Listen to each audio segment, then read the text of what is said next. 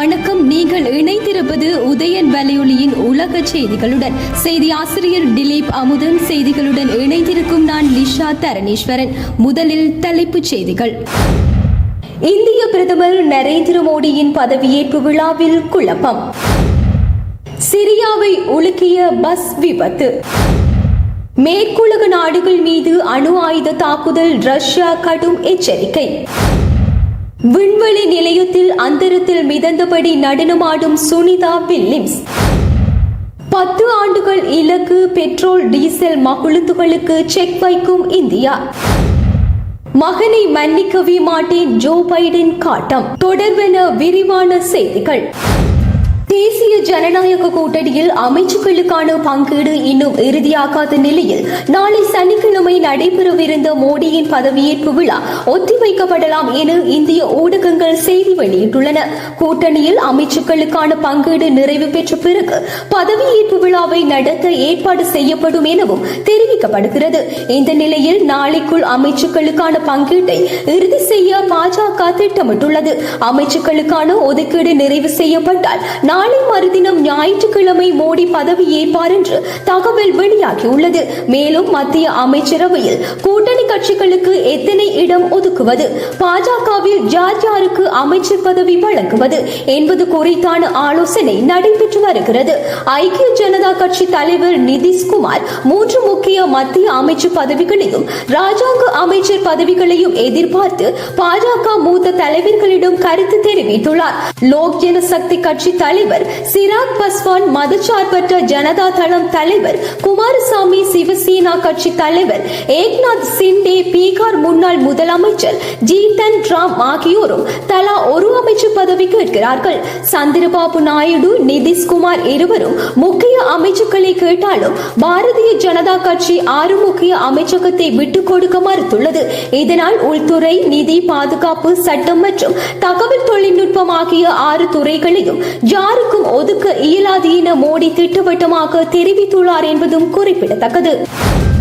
சிரியாவில் 50க்கும் மேற்பட்ட சிறுவர்களை ஏற்றி சென்ற பாடசாலை பேருந்து ஆற்றில் விழுந்து விபத்துக்கு உள்ளாகியுள்ளதாக சர்வதேச ஊடகங்கள் செய்தி வெளியிட்டுள்ளன. இந்த விபத்தில் 6 சிறுவர்கள் உயிரிழந்துள்ளனர். 12க்கும் மேற்பட்டோர் காயமடைந்து மருத்துவமனையில் சேர்க்கப்பட்டுள்ளனர் என தெரிவிக்கப்படுகின்றது. இந்த சம்பவம் சிரியாவின் டார்புஸ் அருகே ஒரோன்டெஸ் பகுதியில் நேற்று இடம்பெற்றுள்ளது. இந்த நிலையில் சிரியா சிவில் பாதுகாப்பு படையினர் மற்றும் தன்னார்வ தொண்டர்கள் குழு சம்பவ இடத்திற்கு விரைந்து மீட்பு பணிகளை முன்னெடுத்து வருகின்றனர். இது தொடர்பான மேலதிக விசாரணைகளை போலீசார் முன்னெடுத்து வருகின்றனர்.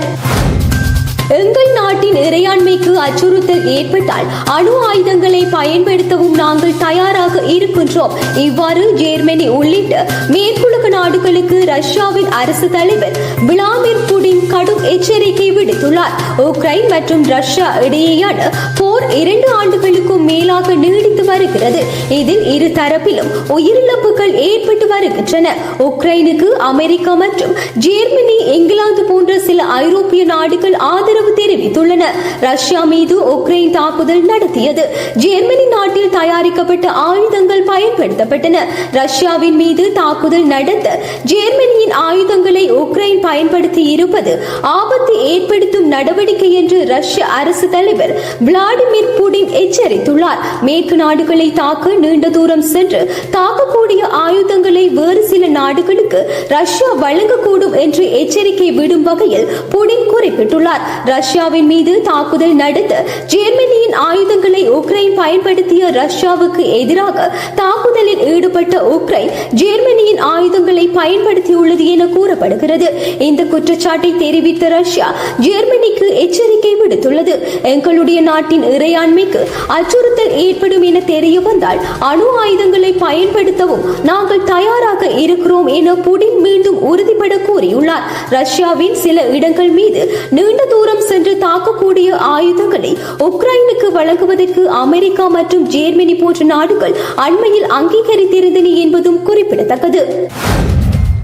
போயிங் நிறுவனம் வடிவமைத்த ஸ்டார்லைனர் விண்கலத்தில் நாசா விண்வெளி வீரர் புர்ச் வில்மோர், விண்வெளி வீராங்கனை சுனிதா வில்லியம்ஸ் ஆகியோர் சுமந்து கொண்டு விண்வெளியில் அமைக்கப்பட்டுள்ள சர்வதேச விண்வெளி நிலையம் நோக்கி நேற்று முன்தினம் புறப்பட்டு சென்றது. 25 மணி நேர பயணத்திற்கு பிறகு நேற்று அவர்கள் விண்வெளி நிலையத்தை சென்றடைந்தனர். சுமார் ஒரு வாரம் சர்வதேச விண்வெளி நிலையத்தில் தங்கி ஆய்வு மேற்கொண்டு ஜூலை 14ஆம் தேதி பூமிக்கு திரும்புகிறார்கள்.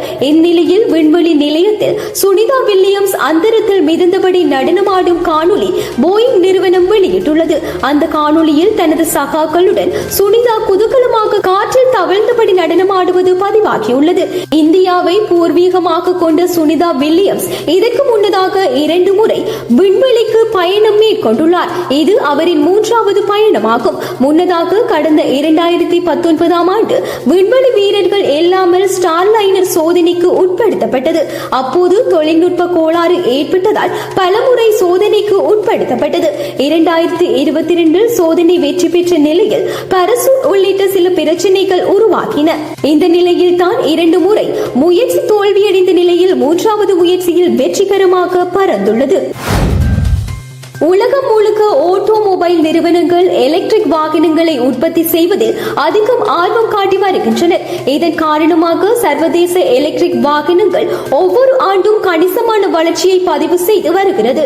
இந்தியாவிலும் தற்போது எலக்ட்ரிக் வாகனங்கள் விற்பனை மெல்ல அதிகரித்து வருகிறது.